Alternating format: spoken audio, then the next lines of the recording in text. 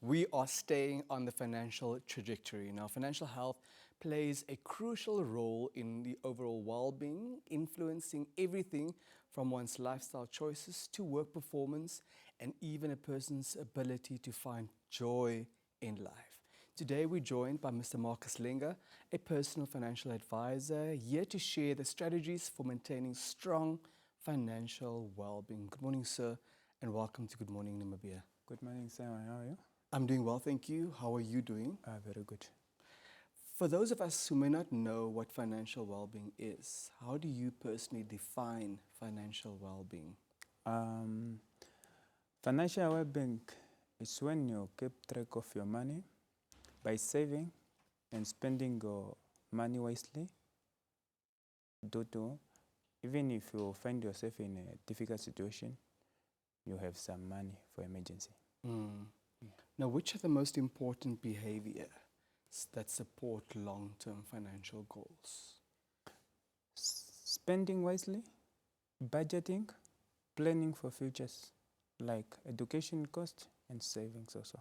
It's also part of it. But if I'm sharing with you, I'm a housekeeper, I earn $2,000 per month with odd jobs, I've got 4 children, I'm unable to even make ends meet. So I cannot plan, I certainly cannot save, not even for an emergency. What would you tell me? With that, it's always not about how much you earn. You just need to plan accordingly and budgeting. That you can start either by taking note of what you want every month or keep track of your expenses every month for you to avoid overspending your money.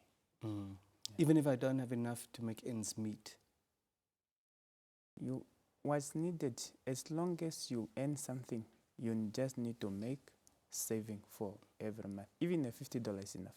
Very well. Yeah. Now that brings us to the next question. Which are the most important budgeting strategies that I need to put in place in order to uphold financial discipline? Plan accordingly. That's the main things. It's one of the strategies. Also, keep track of where you spend your monies by avoiding unnecessary things. What would be an unnecessary thing? Some of the people, especially nowadays, they spend much on entertainment compared to what they need to spend on. People need to start spending on things that are valuable, needs. Not just everything that you look at and you think it's gonna make you happy for that moment, you go for it. So if we need to track our expenses, Yes. as you're sharing with us, does that mean the $2 that I tip the car guard, I need to write that down? The $7 that I pay for parking at a machine, I need to keep track of that.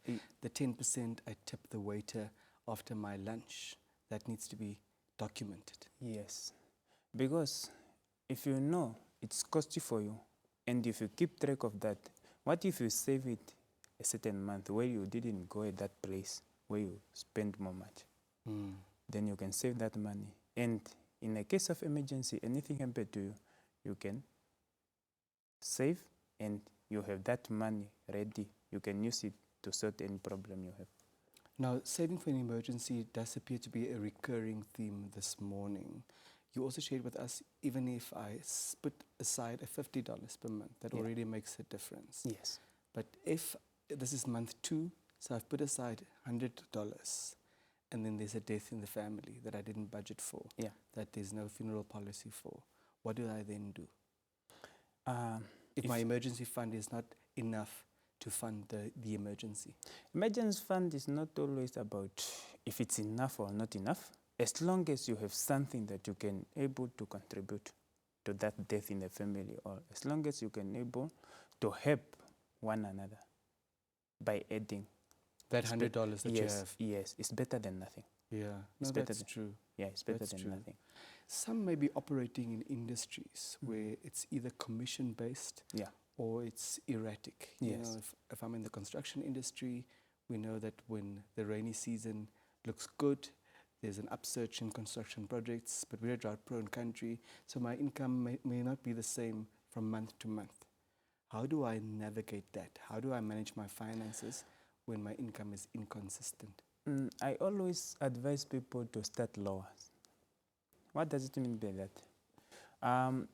You need to budget according to the low income that you get before. For instance, let me say there's a month that I get 5,000. I need to budget on 5,000 rather than budgeting on the 10,000 that I get before when I was doing good in the market. There you can able to track your expenses like, okay, if in the certain month I didn't get this 10,000, I can able to use this 5,000 for my foods, for my rent, for my transport and everything, and I will still survive in the rest of the month. Yes. Now, some people may be good at budgeting, but they struggle to implement the budget. So everything is nicely written down, all projected income and all projected expenses. Yet when it comes to enforcement, they are unable to do that. What advice would you have for them? The advice that I will give now, they just need to write down. Get a notebook, write down what you want, what you need for that month. Ask for advice. Especially you can meet advisors, personal financial advisors. They can help you to track your income and to plan your money accordingly when it comes to finance, emergency, and saving also. Because what you need is just to, as long as you have something to avoid financial stress. And if you don't have anything, you've just lost your job, what are you to do? That's why we need to plan on these things. By having some saving aside, unit trust, retrenchment cover, all those things. At least even if I lost a job, I have again something that to come up and to help me to live life. Would that also form part of an emergency fund in the event that I get laid off or I get, sacked? Yes. That I have something to fall back to. For example, those unit trust account, those savings, you can able to access it in terms of any difficulty that you get. Yes. Any final thoughts that you have with us this morning that you'd like to leave our viewers with, Mr. Lenga? In conclusion, I would just like to say, people, they need to start savings. And they need also to keep track of where they spend more. What I will advise them, I would just say, when they need advisors, they must come to our offices.